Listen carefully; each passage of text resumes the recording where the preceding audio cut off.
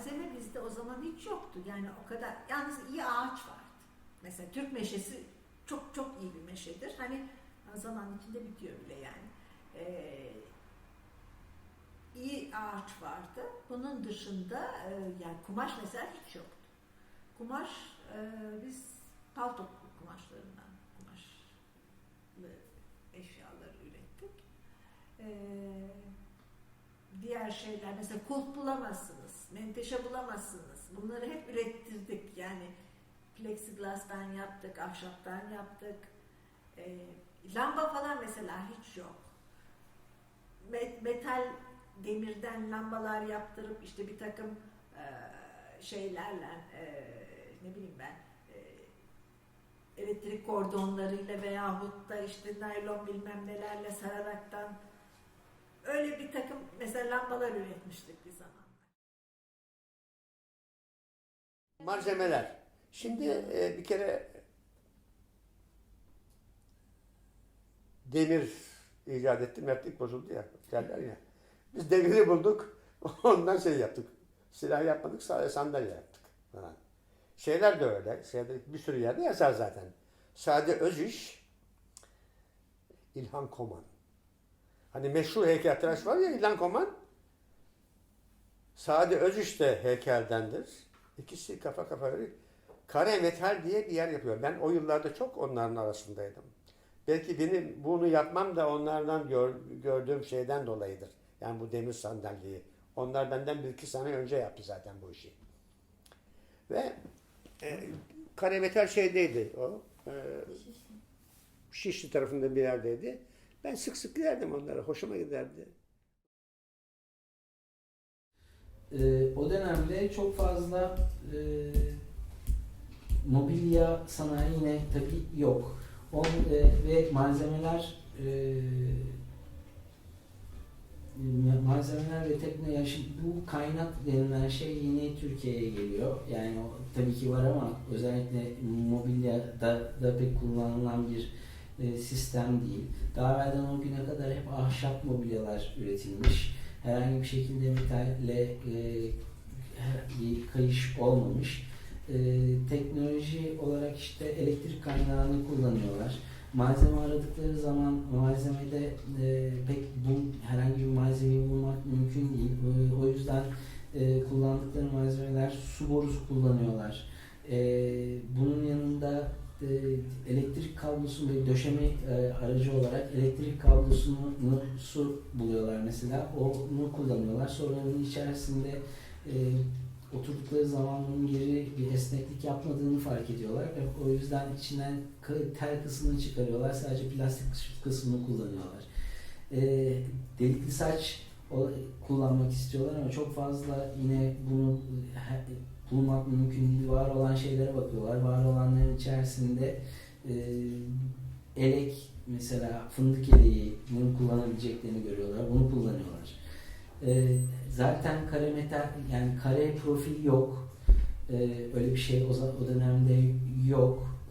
Su boruları var. Su borularını tekrardan çektirtiyorlar.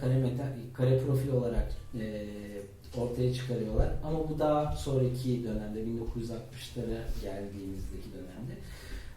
Oradan ilk kare profili ortaya çıkarıyorlar.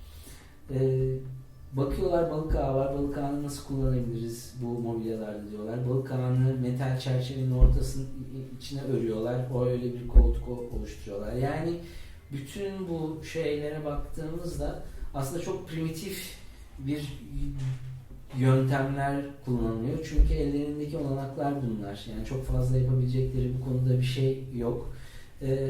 Doğru düzgün özellikle yani zaten mobilya üzerine çalışan metal ustaları zaten yok.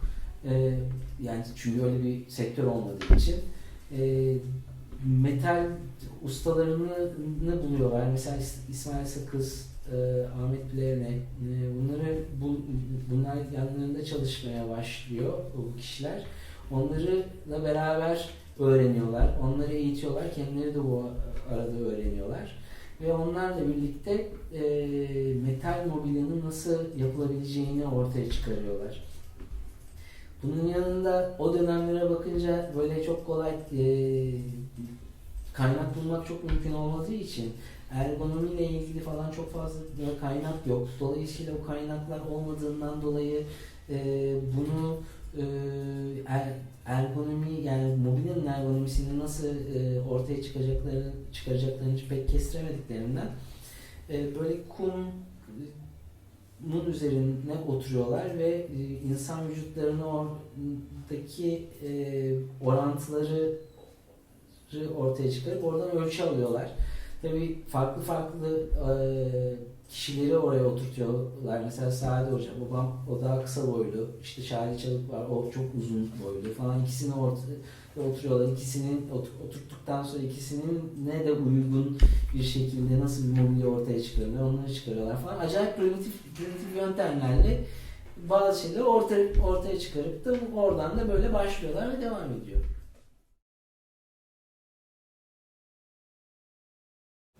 Özellikle 60'a kadarki süreçte yapay malzemeden ziyade doğal malzemeler, yani masif paneller, latalar kullanılıyordu.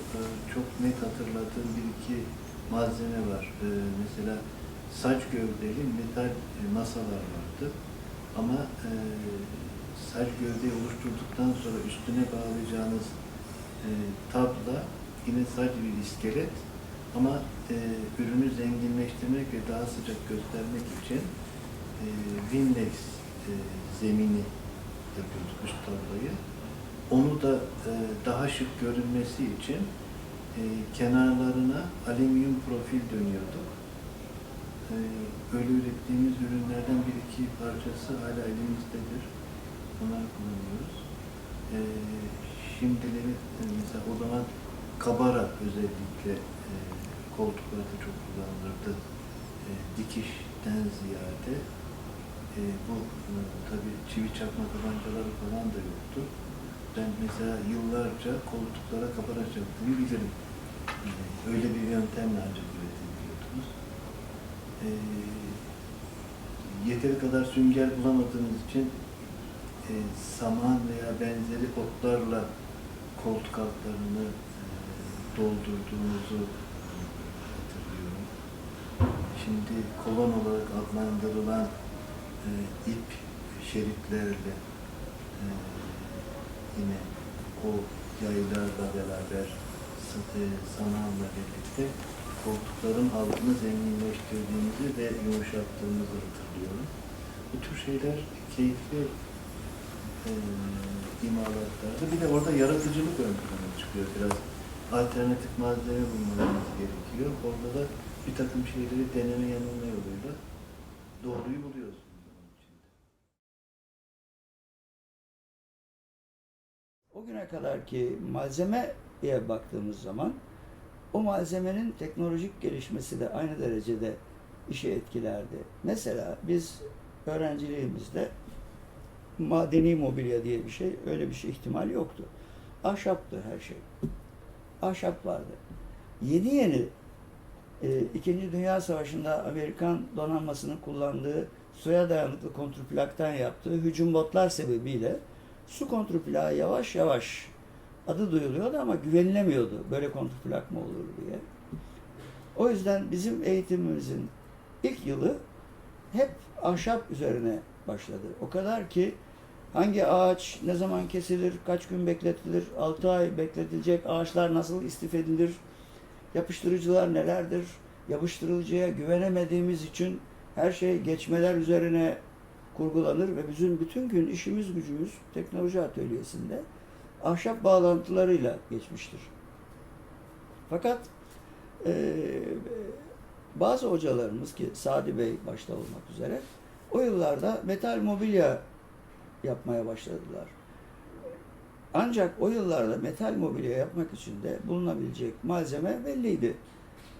Boru lazım ama demir boru başka herhangi bir sebep için kullanılmadığı için ya su borusu olacak ya kalorifer borusu olacak. Su boruları da o tarihte kurşundu. Onun için kurşun borudan mobilya yapamazsınız. Demir boru vardı ama dirençli olması için de kalorifer borusu olması lazımdı. Onun için ilk madeni mobilyalar ithal edilen kalorifer borularıyla yapılıyordu ve tabii bu borular yüksek basınca dayansın diye çok kalındı, ağırdı, yerinden kalkmaz borulardı. Kaynaklayamazdık çünkü bunlar döküm ekstrüzyon tekniğine göre yapıldığı için kaynak da kabul etmiyor. Bükemiyorsun da. Dolayısıyla neyle bağlayacağım belli olmayan bir de demir boru vardı elimizde. 2. yıla falan doğru.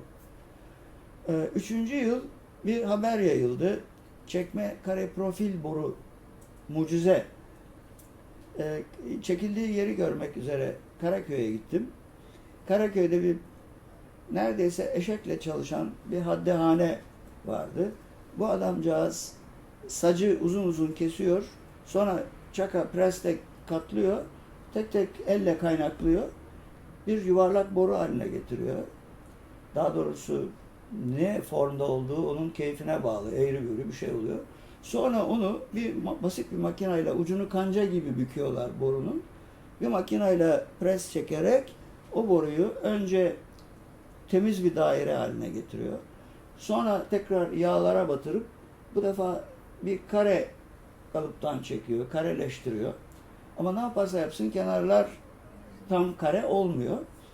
Onun için de bunlara ağır ağır mobilyada kullanacağın zaman macunlar konuluyor. Üstü bayağı yeni baştan kalafat ediliyor. Gemi yapar gibi bir şey. Ama hiç yoksa kare boru diye bir şey çıktı. Bu 1965'li yıllarda çıkmıştır. Ve o tarihten sonra bir yaklaşık 30 yıl, 40 yıl kare profil ortaya çıktı. Kare profil Türkiye'de mobilya üretimini birdenbire çok değiştirdi.